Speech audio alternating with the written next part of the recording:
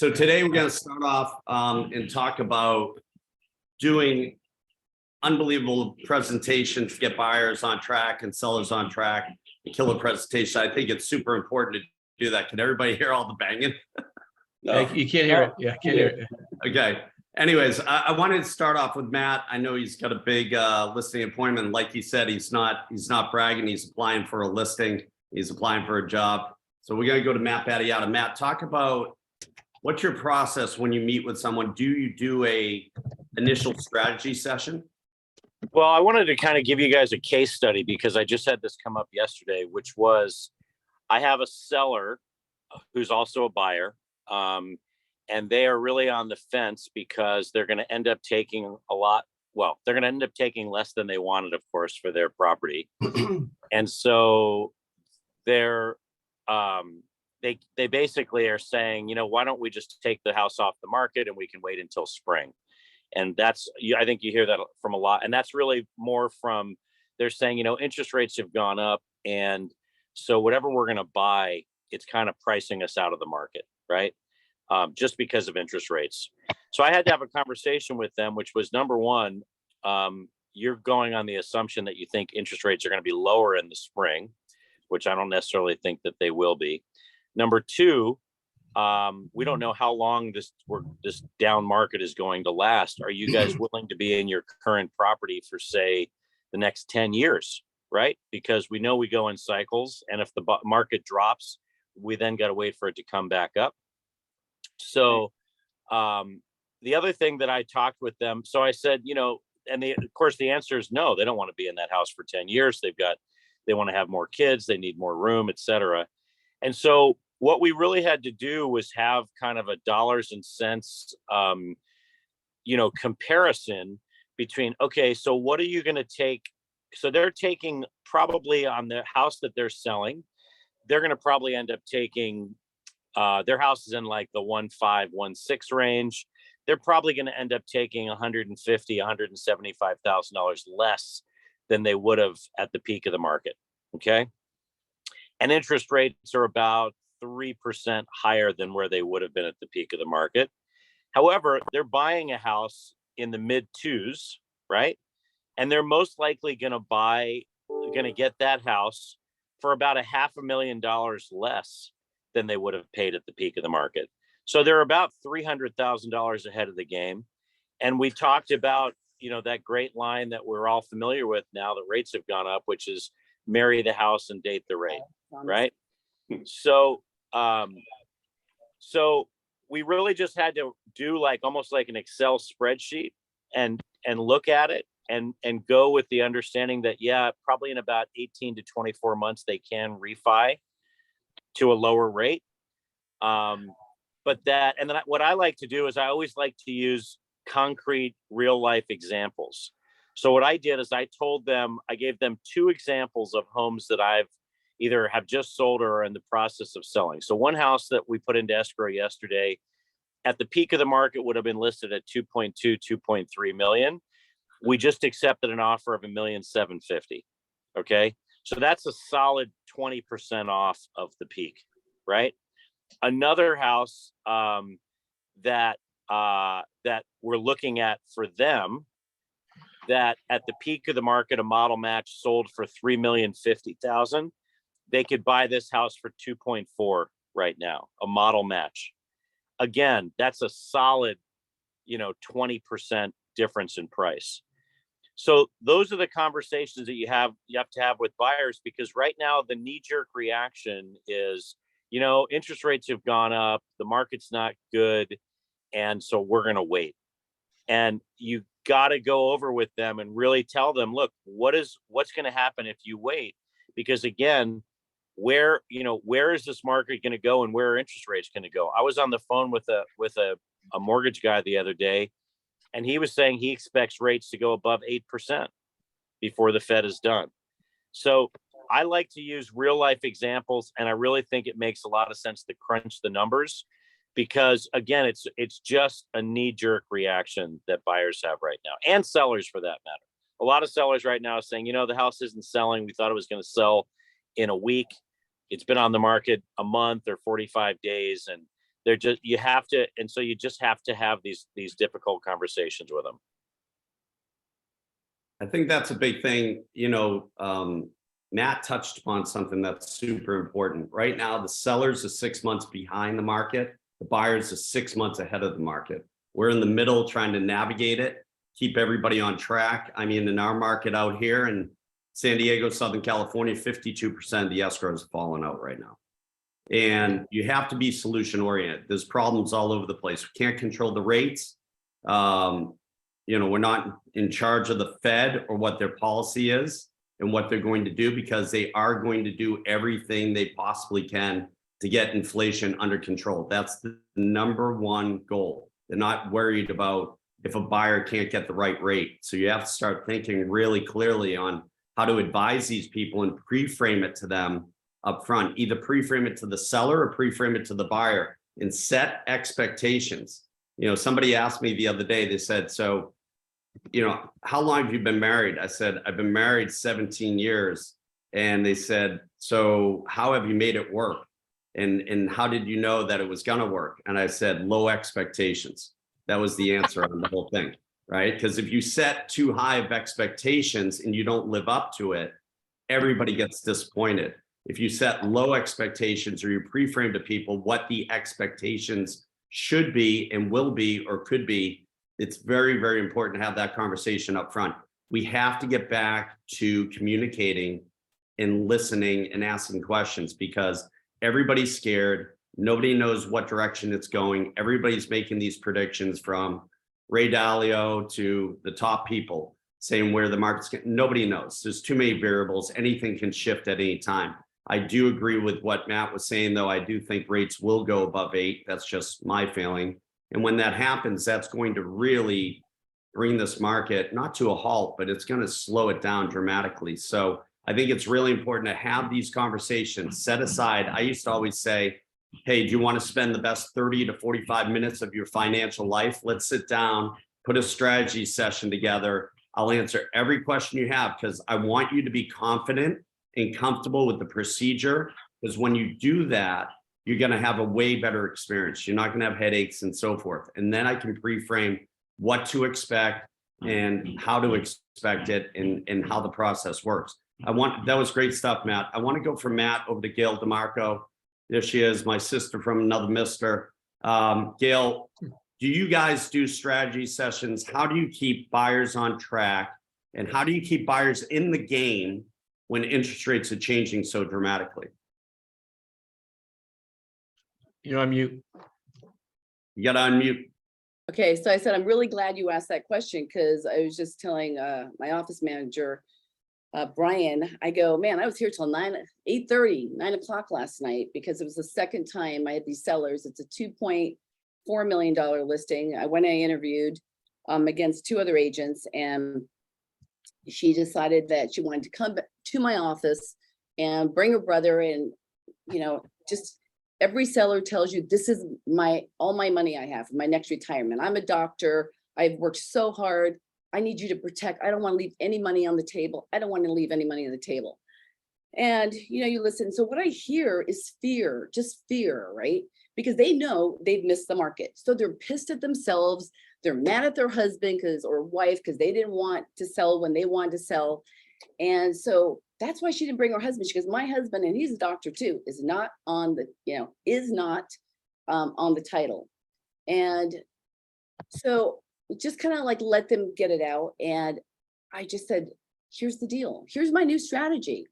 What I do before I list a property now is I bring the #1 appraiser to your home, because at the end of the day, at a 2.3, you're probably not going to get a cash buyer, and it has to appraise. So I believe in your number. I have full-on hooker sex with them, right? Well, I'm like, yes, yes, yes. I want to make them feel like they're being heard, and I'm not leaving anything. So when I say that, one of my coaches had said to me, you have to believe what they believe, because if you don't believe this is a great time to buy, because they're going to buy too, and you don't believe this is a great time to sell, they're not going to believe it. So what they're looking for, I had to fill the room with energy, right? So I told them, they said, well, we're going to wait till the spring. I said, absolutely not. Why would you do that? That's when every other scared seller is going to do that. Do it now. If we don't get you an offer in the next 6 weeks, We're going to take it off the market. And when people say, why'd you cancel?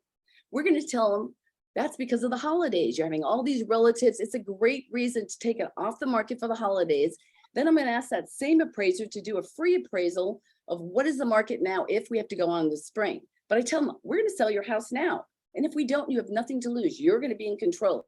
So now I have agreed with their $2.4 million price because the other two agents said something higher. And now I've taken myself out of being the bad guy. We're bringing in the number one appraiser, and he's going to tell you, hey, this is maybe 2.2. And then all of a sudden, you know, we could be within $100,000 because we know nobody is going to come in over asking. And then I talk about a seller buy down on the rates. And that's why Ali, he's like my other, it has to be team effort. So Ali, why don't you talk about, Ali's like one of a lender in Silicon Valley, and that's where our buyers are coming from, right? So the buyers that are buying our house, even though the stock market is down, they're still coming from Silicon Valley because we're in Sacramento. So Ali, you want to talk about the conversations that we have about buying the buyer's interest down? Yeah, so basically, when I talk to clients, I mean, I agree with you guys. Can I say one more thing? So Ali's company just got bought by Redfin, right? And this is 6 months ago. So he's privy to a lot of data that we don't get. And that's why he's my first call in the morning. It's like, what's going on? What's going on? So go ahead. Yeah, so we get a lot of reports and we get a lot of data because of that. I do agree. I think rates are going to go over 8%. I only see the buy side. I don't deal with the seller side, but on the buy side of things, you know, my reaction to the clients is very simple. Obviously, now's the time to buy. It's a great time in the marketplace. Interest rates are going to climb to over 8%. So still take advantage of being in the high fives, low sixes now today. There's no prepaid penalty. We'll refi when the rates come down. If the rates don't come down, it doesn't really matter. We can always have a 2-1 or a 3-1 buy down option. You know, so I'll give you guys straight numbers. On a $500,000 purchase, $400,000 loan, I just did this yesterday. We're in contract. The seller contributed $9,000, and that's it, just $9,000. The client's payment went down $500 the first year. Second year is $250, right? So take that on a jumbo loan at $1 million, you just double those numbers, right? Now the client's saving $1,000 a month. Now, in theory, if the rates come down, we're going to refinance. There's no prepaid penalty. So my conversation with the clients are like, hey, now's the time to buy. You have options. You can do a 2-1 buy down, a 3-1 buy down, a 1-year buy down. It's very minimal to the seller. So it's a win-win. And now's the time to buy in this market. Now they'll come back and say, hey, Ali, what happens in 6 months if the market's, you know, down another 10%? Well, who cares? You're in a fixed rate. As long as you can afford that payment, who cares what the market is doing in 3 months or 6 months or a year? Right now is a great time to buy. What happens if the market turns and prices are going up because there's no inventory? Well, now you're going to start paying premiums again. So now we're starting to see some in the South Bay. I'm starting to see that inventory is starting to get light again. So now we're getting multiple offers, 1 offer, 2 offers, 3 offers on homes, right? So that's the strategy sessions I'm having with the buyers that, you know, Gail sends over to me, or just with buyers. Those are the talks we're having because it's starting to happen. The inventory is getting low down here. So that's kind of on the lending side what we're seeing. You have options. You can do the 2-1 buy down, the 3-1 buy down, get those payments low for a couple of years, and let's see what happens with interest rates. And how many agents don't know about that? Probably 90% of them. Absolutely. I have today at 11:30, I'm meeting 55 realtors because they don't know what the buy downs are. They have no clue how it works. They don't know who can contribute. Just so you all know, the seller and the agents can contribute, not the buyer themselves. Okay. I think that's great stuff. And you know, that's just another solution that a lot of people don't look at. Ali made a lot of great points, and you need that third party validation. So if you bring in somebody like Ali, it's not coming from you, it's coming from the source. It's coming from somebody who's on the front line, who's an expert in financing, who's saying, look, I'm not trying to sell you the house. I'm trying to get you in the house. And this is how we're going to do it so it's still comfortable. And they're offering solutions because they're hearing it from everyone. They're hearing it from the cousin. I mean, look at people are bringing muscle in against Gail in her office. They're bringing in the bouncers, right, to try to take her out at the door. Thank God she's got a velvet rope. You have to get past Gail at the door to get in. But, then you have somebody like Ali backing up Gail saying, listen, this is going to be great. This is why you should be doing it right now. Let me show you some of the data. Let me show you how it affects you. And guess what? You don't have to pay for it. We're going to go and ask the seller to pay for it. And I think those are the types of conversations. We got to sweeten the pot. That's what we used to always do back in the old days. I know nobody wants to hear this, but Mitch will start laughing. He understands. We used to, throw in boats and cars and trips to Hawaii. It was like, let's make a deal combined with the Price is Right. And everybody was doing it. Bobby wasn't there at that time. His hair wasn't dark enough, but everything else was great at that moment when we were doing that, because it motivated people to move forward. And we're getting back to that. You'll see selling, buyer agent bonuses. You'll see things like that if it's in escrow by a certain time. But you have to really have a great relationship with a lender that can come in, has your back, isn't going to sit in front of them and say, you know something, let me explain to you why you shouldn't be buying a house. They're not going to say that. They're going to say, let me explain to you all the benefits and advantages and tax write-offs and why I would be doing it right now. I've been doing this for 30 years. This is why I'd be doing it right now. And I think that's super, super important. So Ali, great points. And that has to be pre-framed, I believe, at that initial strategy session, if you can do it, before they even start looking. Because then he can end it by saying, look, guys, if you see something you like, buy it immediately. I got a call from Jerome Powell the other day. He's the head of the Fed. And he told me one thing. He's not waiting on you to find a house to raise rates. The rates are going to keep moving. And as the rates go up, you qualify for less, you afford less, and you pay way more.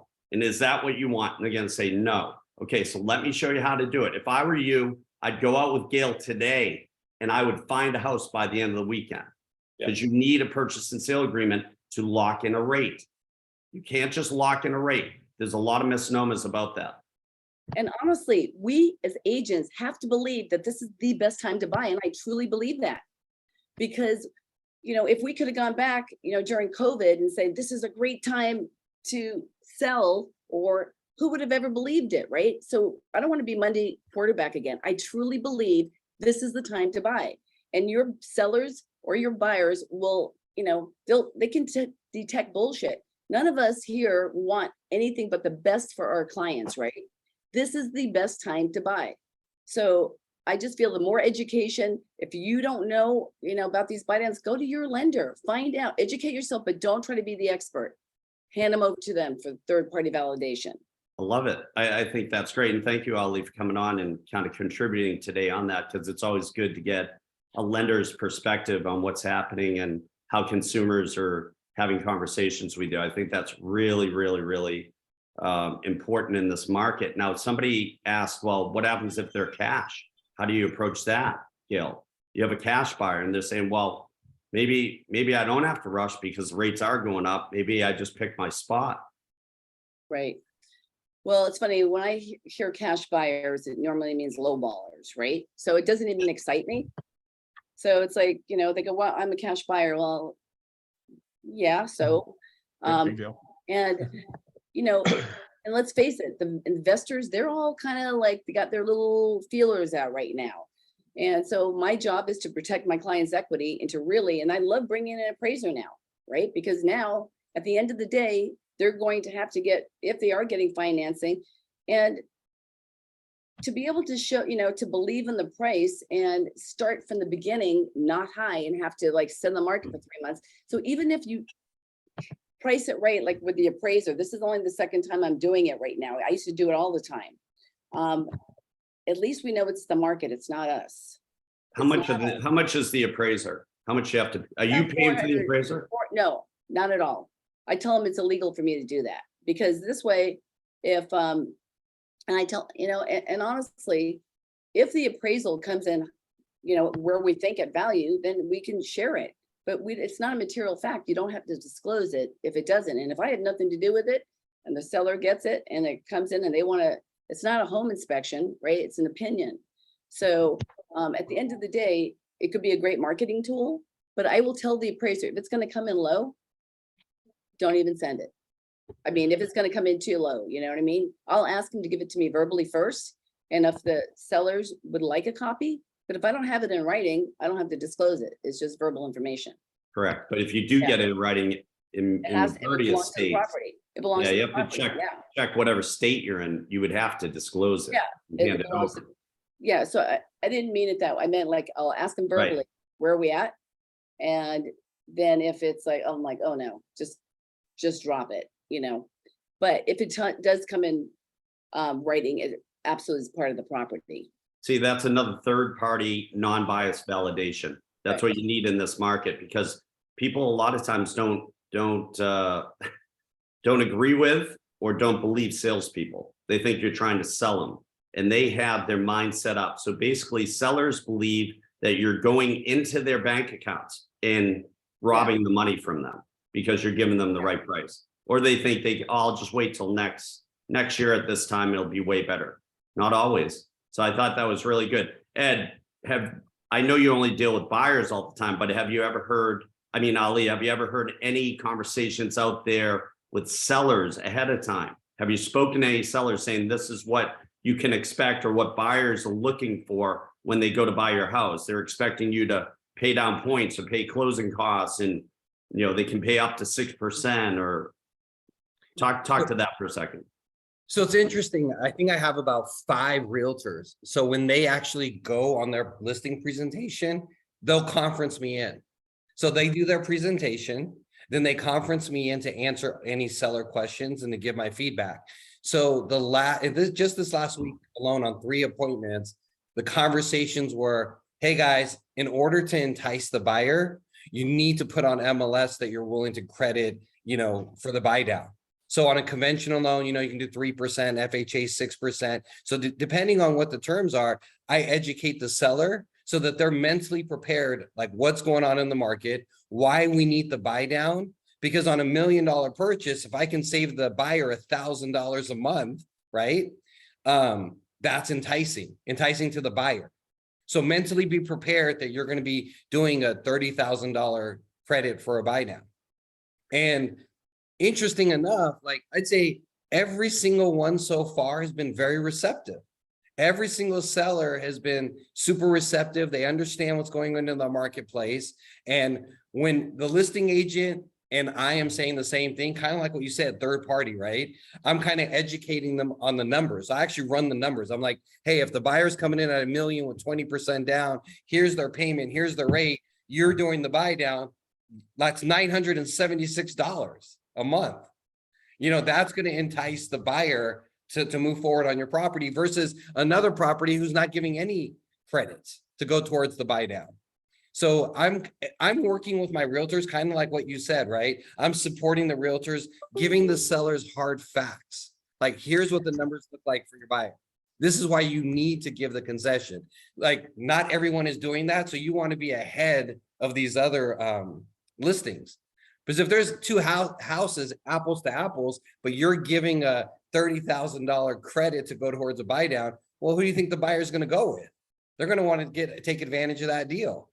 So they're all very receptive, but I think on listing appointments from these realtors, they said in the last week that the sellers felt so comfortable after talking to me, they moved forward with that listing agent, with my agent, because of the conversation. So I encourage realtors to start doing that.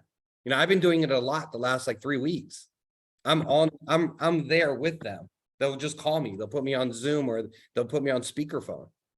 So I think that's great, Ali. And that third party validation also, you guys, you have to remember, and like you said, that all has to be in writing, but you're showing that you're solution oriented, not problem oriented. Right. And that's what people want. Hey, find me a solution to get me the money that I should have gotten 6 months ago, but everybody's telling me I can't get, because they don't like to hear that. So you have to come in with a different approach.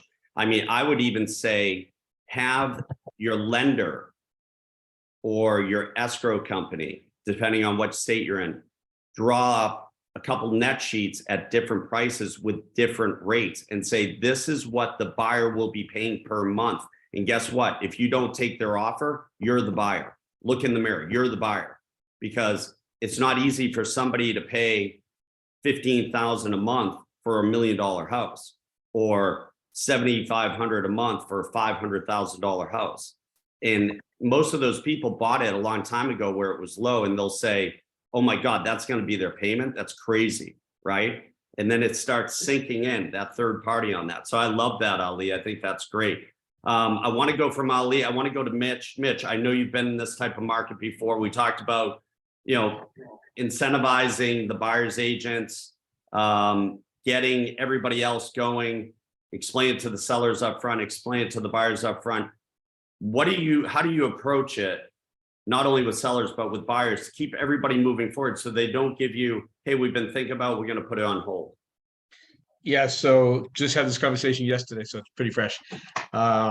There's a couple of things, and I'm going to go through a few things with this. One, just, it's funny, we have a whole generation of people now that think that 3% is a normal rate. Right. And the reality is I started in 2001 through 2004, the rate was 8%, which is where we all believe it's going to go. Guess how many homes I sold? 80 homes a year. It didn't matter. People still bought homes, still people have to buy homes. And even when the prices went, the interest rates went down, the prices didn't necessarily go up. They went a little bit up, but it didn't go much. So I don't think we're going to have a huge price change on homes. I think we're going to stable. Some areas in the country will get beat up, of course. California deserves to get beat up, so it's okay with that. But here's how I deal with it. And I just did a contract for my son-in-law. Is first of all, I educate buyers. Number one, on how we work and how everything, how I do my business. Because I think it's really important that they understand that you're the professional. Because then when you start giving them advice, they know that you know what you're talking about. So I talk to them about how good I am at being a buyer, helping buyers buy homes. I'm going to give you 150% in finding a home. I'm really, really good at it. We do have to set some terms in place here. Before I start doing any work for you, I demand loyalty, or I expect loyalty from you. If you don't buy from me, I don't get paid. And honestly, I'm sure you don't want to work for free yourself. That type of.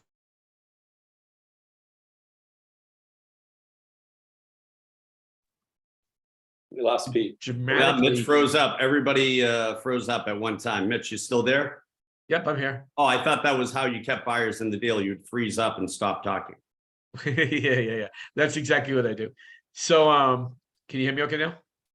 Yeah, okay, good. So the first thing I'm going to do when I have a property they're interested in is I'm going to do new comps, because what happened is people who listed their house in June, middle of June, late June, even early July, mid-July, were based on old comps. And the numbers have definitely shifted since then. I'm also looking at days on the market. So this is what I'm talking to my buyers about. We're figuring out a strategy. What's our strategy when we go and make this offer? Now, something that's on the market for a few days is going to have a different conversation than it's been on the market since June. We know that the last trend over the last 2 years has been, the house has been on the market for negative 37 seconds, right? So I'm going to look at what we're going to do and how many days it's on the market, because once I know that, I can determine what we're going to offer. And I'll give you an example. In our market, we're still selling at full price. And by the way, for all of those out there that don't live in La La Land and San Diego and California and have real life prices like 220,000, not 2.2 million. That's the rest of the world. That's what I deal with. Our average price here is 365. So we're like a normal market here for all my friends here that are in California. I would kill to have a market where our average sale is $2.2 million, and damn, we only sold 3 homes this month. So having that conversation and looking at the trend, if they listed in June or July and they've not lowered their price yet, we're going to come in at a lower price. If it's been on the market for 60 days right now or 90 days right now, they don't have a price reduction. Remember, they listed it based on old comps. So therefore I have to come in at a lower price. So once I see anything more than 30 days, especially on the market, we're gonna go for a good offer. I'm not talking a low ball. I'm talking do real numbers, do real comps. And if the house is $400,000, I don't have a problem coming in at 365. Right? I don't think I go as low as 350, because once you start doing the insult game, you're not going to get a good negotiation. But that's really the conversation for us. Is we're going to get into what we're doing. And I'll give you an example. Also with a buyer seller deal like Matt had, who we're doing that right now too. have a listing at 595. It started at 675. And I said, you're going to start chasing the market down. Now, they were overpriced to begin with, which is my fault because I listed them in June when everything was going for $50,000 over asking price. And if they listed this in May, it would have sold for 750 in a heartbeat. But now here we are in October. I don't know what month we're in. October, Halloween time. That's why I dressed up today. And so we're having the conversation that you don't want to be chasing the market down. But on the same side, I'm talking to the buyer agent right now because we have a buyer agent who's making an offer, and they're trying to come in now with stupid offers. So what happened yesterday was they came in with an offer of $450,000 on a $595,000 property. There's still comps for 6.25, 650. All right, I can still comp it there. So I said, I'm educating the other agents, so I'm going to educate you guys on how to handle that. So I said to the other agent, I sent them a list of properties they can get for $450,000 in that neighborhood. I said, if all your buyer can afford is $450,000, these are the homes that you should be looking at, which are 1,000 square foot less and not the quality of the home we're looking at. So anyway, so she went back and here was what he said. So you need to be aware of this. He said, well, they only paid $340,000 for it 2 years ago. And we all know that's a bunch of crap, right? That's not relevant to the market. So I said to the agent, now I don't know if she relayed this to the buyer because I can't tell you that. I don't know. But I said, this is what you need to tell your buyer. It's a fairly new agent, by the way. I said, you need to say, let me ask you a question, Mr. Buyer. If you bought a house 2 years ago for $340,000, it's now worth $650,000, would you sell it for $450,000? So you have to put the buyer in the seller's place. Of course not. No one's going to sell their home for below market value. Not when we're still dealing at 50% inventory, right? The house will sell and it'll sell close to asking price, if not full price. So you have to educate your buyer and really throw them into the seller's perspective. And I think that's really, I know I've talked a lot here, but I think the main thing to learn, if you can educate your buyer to learn how to look at the seller perspective, that's not relevant to what they paid for it 2 years ago. There's no relevance in anything because nobody's going to sell it for less. So I know I threw a lot of stuff out there, but you have to educate your buyer. You have to be strategic in your offers. You're still going to be like any other offer in a normal market. You can't, if you insult the buyer, the seller rather, they're not going to negotiate. You got to give a fair offer based on market value. If you want to come off 5 or 10%, you can do that right now, where you couldn't do that 2 months ago. Thank you, shopping. Thank you for shopping Kmart. No, I like that. I like putting the buyer in the seller's shoes because nobody would say, yeah, I'm going to sell it for 450, so I think that's really important. All right. I wanted Mitch, great stuff. I wanted to go from Mitch to Randy, who's out on the beach again. He went from Caymans back to Bali. Randy, when you talk to people in Bali and you get them excited about buying a house, what's the process you guys have used in the past? Do you do an initial strategy session? Do you do it when you meet them? Do you go get coffee? What does that look like? Give everybody out there some tips to solidify the relationship and to show your value and how you can benefit them buying their house. For us, I mean, for myself personally, I get either friends and family referrals or I get referrals from referral partners. So that helps a lot in getting on a call. And I'll at this point, I used to do in-office appointments when we had a brick and mortar. However, COVID changed the game completely in our favor. Where now basically I do all my consultations with buyers over the phone. So I'll get on a call and at that point, usually they'll at least heard of me because of the referral source.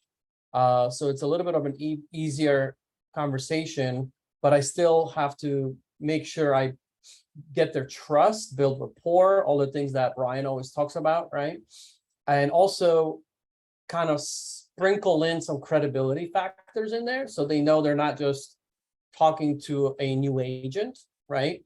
And I really like to use things kind of like the things that I know a lot of buyers are not going to really be aware of, right? So I'll just kind of work that into my conversation in my initial call. As they're getting to know me, I'm getting to know them.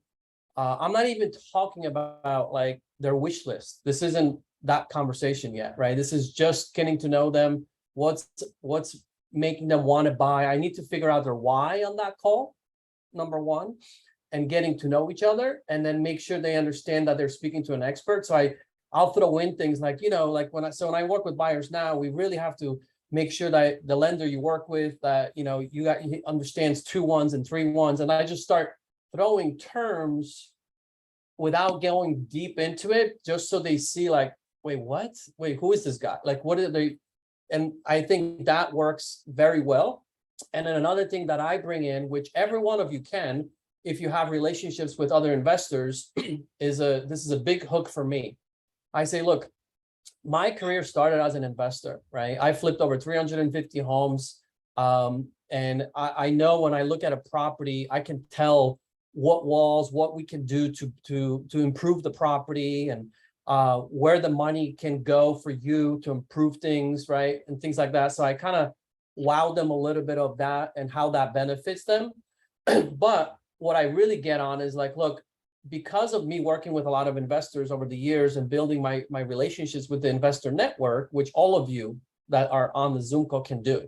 We can build relationships with investors very easy. They're not hiding under a rock, right? Well, if you do that, you automatically get access to hidden inventory, right?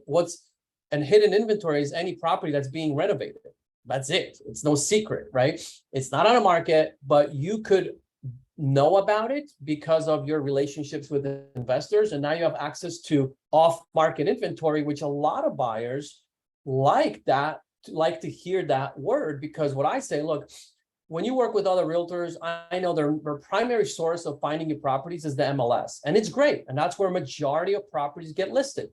When you work with us and my team, we also look and check in with all our investors to see if we could match you with one of our investor clients that has rehab under construction. Because if we can create that perfect match, you might not even have any competition. And I just stop, right? And I let that sink in. So, and then I usually will follow that up with the question, would that interest you, right? Would you be interested in us making sure that we look with other investors? And what buyer is going to say, no, I don't want you to talk to. I've never had anyone say that, right? So that hook is huge. So if you have, for anyone's listening, like the takeaways would be, stay on top of what the lender's programs are, so you can use that as buzzwords, right, to make you sound very credible and an expert, right?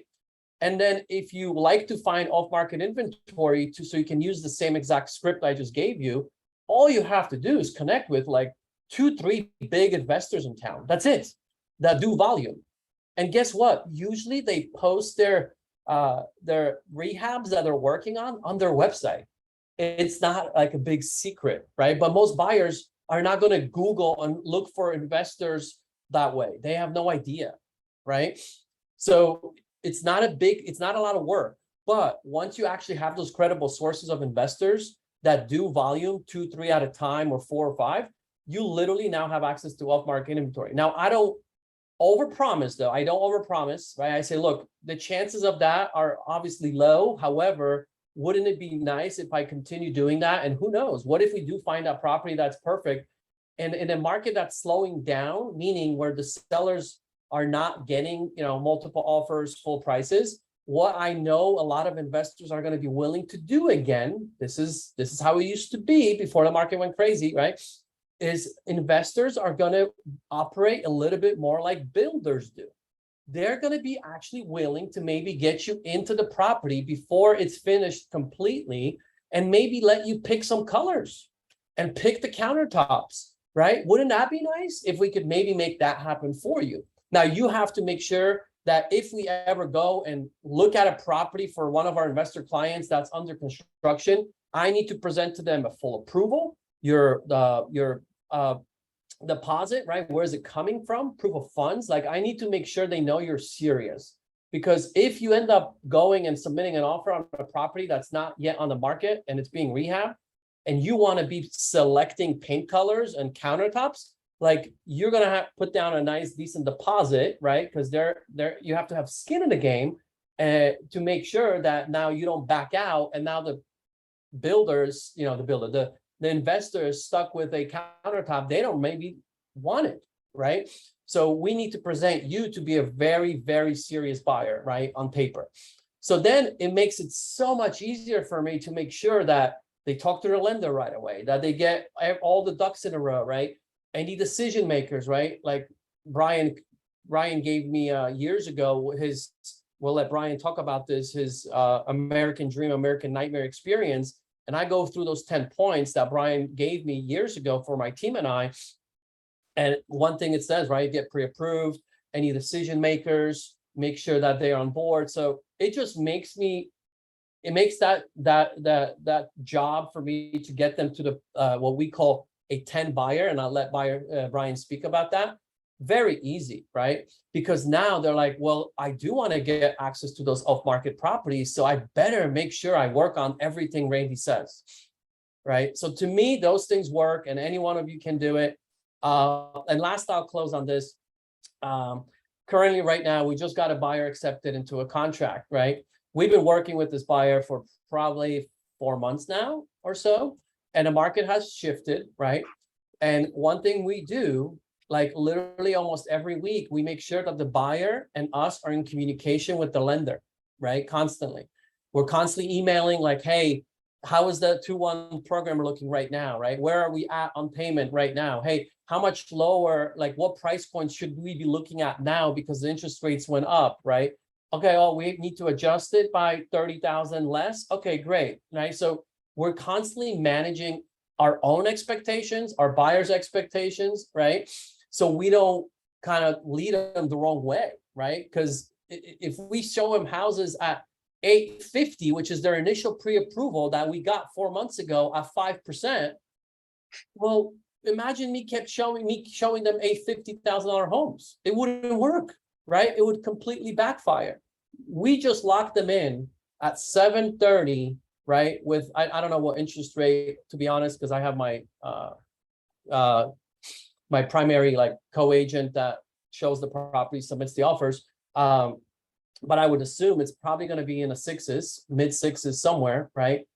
But now they're happy because they're getting a house at 730,000, which leads me to another thing. Guess what? This house listed at 730, and within 2 days, we were one of the first people to see it. Our clients loved it. This was a virtual showing via video. These are military people moving here, and why would they pay full price in this market?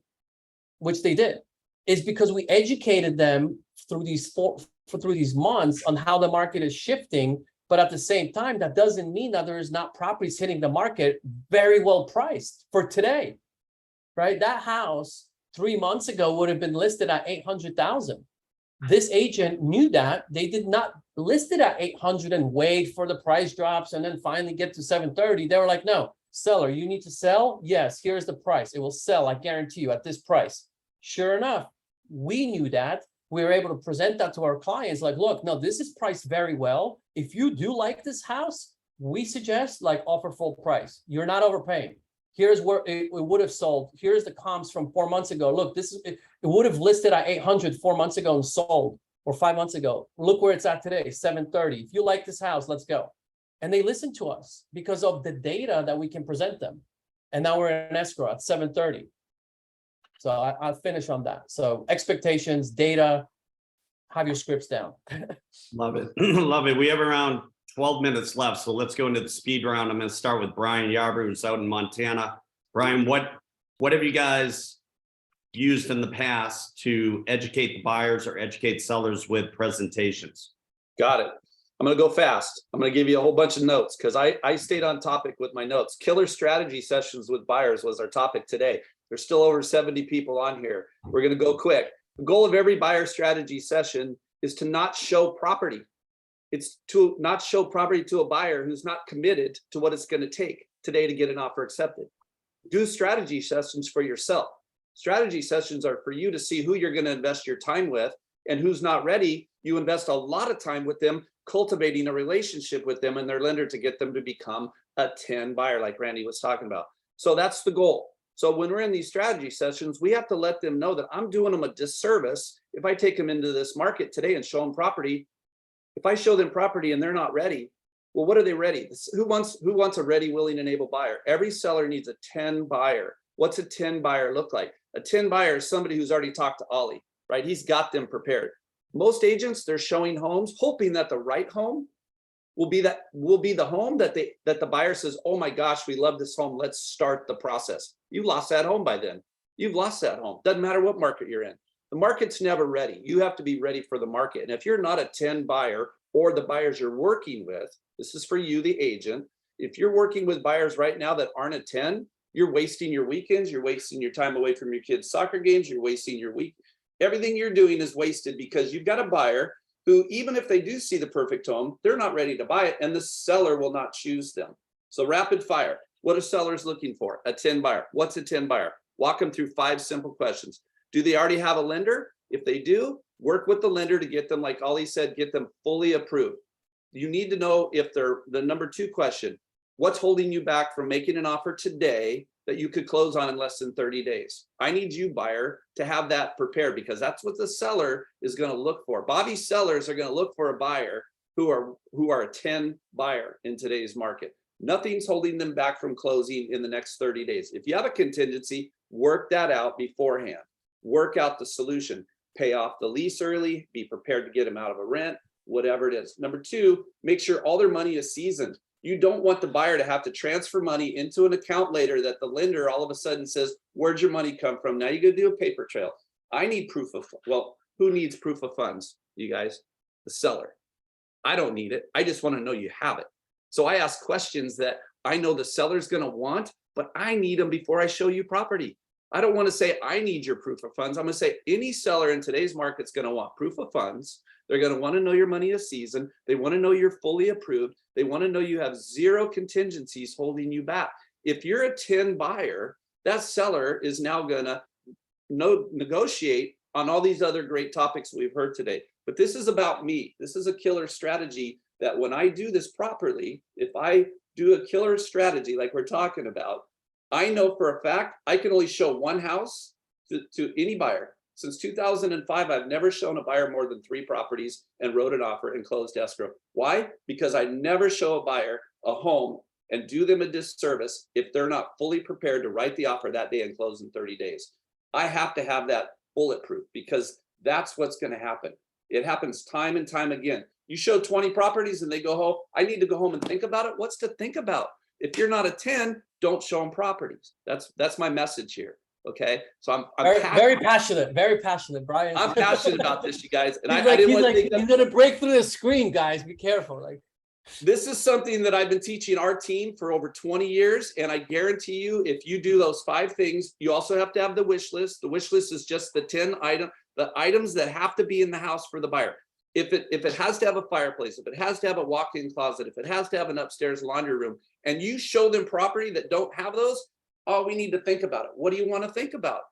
They don't know because they haven't thought about it. But if you know they need all those things ahead of time and that's in your search criteria, never show them a house that doesn't check off every box on the wish list. Or if you find a house, it's in their target, it's in their price range, and it's missing a few of these items, before you show it to them, tell them, hey, I'm going to show you a property.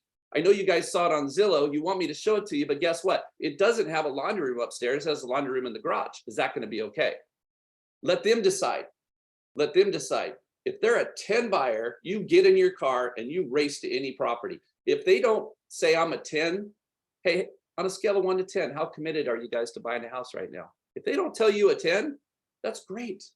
I'm doing you a disservice. Let's not go look at property. Let's cultivate you through our lender, through these processes. And let's get you to a 10. Because I'm doing you guys a disservice if I show you. If you go look at the perfect home today and your lender doesn't have all these things, or your decision maker, if you're not on board with one of these things, you're going to miss out on your dream home. And guess what? You're going to hold on to it and say, that's the one that got away. We want to buy a house like that again, and that house will not come up again. Chances are in a market like we're in. So that's it. Love it. Great stuff. Let's go to Dennis real fast. Dennis, give us your best killer tips for buyer presentations. Yeah, I mean, you know, Pete, I go back to when I started real estate with you back in Massachusetts. We had Steve Karp, our lender, meet every single buyer in the conference room. And that was like rock solid. I mean, these buyers they were tied to you at the hip because you met with the lender, you spent an hour, the lender closed them for you, just like Ali was talking about. I mean, that's probably the single best thing I could say in a market like this is just meet with the lender face to face at their office, at your office, at a Starbucks, whatever, or a Zoom call, and just really get their numbers really, really sharp. Okay. And then they're going to be tied to you. You know, when you're talking to a buyer, the prices have come down here in San Diego from the frothy levels, probably about, what do you guys think? 20%? That's what I'm guessing, 20 to 25%, somewhere around there. So, you know, you could tell the buyer, say, hey, at the highest level, where did you think the properties would go down to? You know, they might say, I don't know, 30, 40%. I say you're halfway there, you know, if you're right, but you might not be right because the experts aren't always right. They don't even know. So why don't you buy the house? We'll get a killer deal. Let's make a little bit lower of an offer because we're in a strong position because you met Ali, our lender, and let's see what we can find, you know, and then when the rates come down, you're going to be in a much better position. You're way better off than you were buying 6 months ago. So just kind of get them into that mindset. And then real quick off topic, when you're dealing with the seller, you know, and the sellers, of course, like Pete was saying, they were thinking 6 months ago prices. Buyers are thinking 6 months from now prices, right? They're going to go down. So that's that gap. So I always just tell my sellers, hey, look, if you sold your house 18 months ago, what would it sell for? And they all know, right? So, you know, it's probably 40% less than what it was today. So there you go. So just that kind of gets your seller back into like reality. The frothy levels don't count anymore. So those are my tips. I love it. Love it. Let's go over to Craig Lurch, the real estate opportunity guy in Philly. How do you do killer buyer presentations? What suggestions are you making in this market? Everything that everybody's saying is awesome stuff. Ali, exactly, about the approved, get approved. So you're like a cash buyer pending the property, because then you know that shows you're strong. Also shows that what Brian's saying is that they're a 10. They're at least an 8 or up. If they're not an 8 or up, they're not really getting a lot of time from me. My calling system and my drip campaigns will be there. The VAs through Hub Agent 360 that I work with have timeframes. They're going to be calling, checking on the searches and doing things in the background that I don't have to. When they do it, they raise their hands and I jump back in. But the biggest thing is also, as Brian was saying, the top 10 things. I found 10 is great, and everybody's market's different. I do 5 have-tos and 5 wants. Okay, because the 5 have-tos are going to be easier to find. The 5 wants are something that we can massage. So by doing that, I've made the list shorter going that way. And the other thing is they've got to be willing to sign a buyer agency that says we're working. I know it's not required in every state. It's very hard to enforce, but the bottom line is it's a commitment. And you need to show your strengths as a professional, as a consultant, and ask them point blank, has anybody else had a meeting with you like this? 90% of them, they say no, they're just Pop-Tarts. They jump around. I say, you want Pop-Tarts? I'll mail you Pop-Tarts. You want an agent? I'm your agent. So that's it. I love it. We had 3 minutes. Yeah, no, that's great. That's speed round right now. I saved the best for last. Best hair in the business. Bobby Martin's like a bull in a cage. Bobby, give me your best tips when doing killer buyer presentations. So first off, where I want to kind of start with thing is the most important thing that I could say for everyone right now is that, and this is someone that's been in denial for weeks about where the market's going as a listing agent. It has changed. So as a buyer's agent, 7-8 months ago, you guys were complaining like, oh my God, I can't get a deal done. Now is your time. And so you guys got to get out there and hustle and make people get out there and buy properties. Now, when you're dealing with listing agents, the guy that was a jerk to you 6 months ago, 8 months ago, don't be a jerk to them. Be amazing to them, because these are the relationships that you will build for years and years and years to come, not only with the listing agents, but also your buyers. These are going to be future listing agents. So if there's one thing I could say is make sure you don't say, oh, I don't want to work with buyers. If you say that, you're going to be working at Costco bagging groceries. So don't say that, okay? Everything else I'll say is this: KISS method. Keep it simple, stupid. When it comes to getting people in your office, just get them there. Whatever you have to say to get them there, even if you have to buy them lunch, get them there. Do the meeting. It will definitely separate you apart from everybody else. Be a wealth manager. Don't just Ask them a bunch of real estate questions. Ask them, what do they have a financial advisor, CPA, all those things. Those will definitely make a big difference. Everything else was pretty much covered within this, but I'll leave you with one last thing. You know, the why I should buy thing is coming up everywhere, right? If I'm a buyer, why the hell should I buy right now? And so one of the things I'm doing is just simply asking them a few questions. I'll share those with you. Are you staying in whatever city it is long-term? Are you going to stay in San Diego long-term? Are you confident in your job? They say, yes. Oh yeah, I feel great about my job. Are you able to get approved for financing? Well, I don't know. I haven't talked to a lender. Okay, great. We're going to get you. We're going to take care of that. Do you own now or do you rent? Oh, I'm renting right now. Okay, great. So that's it. That's all you need to do. Now you get them with the lender. And then once the lender says, yes, you can do it, now you get them in for a planning session and you just keep it really simple. If the right property comes along, you buy it. You know, I'm not trying to force you into a house. All I'm trying to do is put you into a position to win. That's it. Keep it simple, stupid. Thank you. Love it. Great stuff, you guys. Awesome stuff. I think next Thursday, we have EXPCon in Vegas, so a lot of us are not going to be on. That's the big national convention. So we'll pick it up the week after that, which will be the 23rd. And I think we should continue buyer killer presentations and how to wrap up buyers. I wanted to thank Ali, our special guest, being on. And I want everybody to have a great week, but let's pick it up on the 23rd. We'll do part 2 of buyer killer presentations. But thank you for everybody to be on. Have a great weekend. Stay positive and find solutions. See you soon. Everybody. See you guys.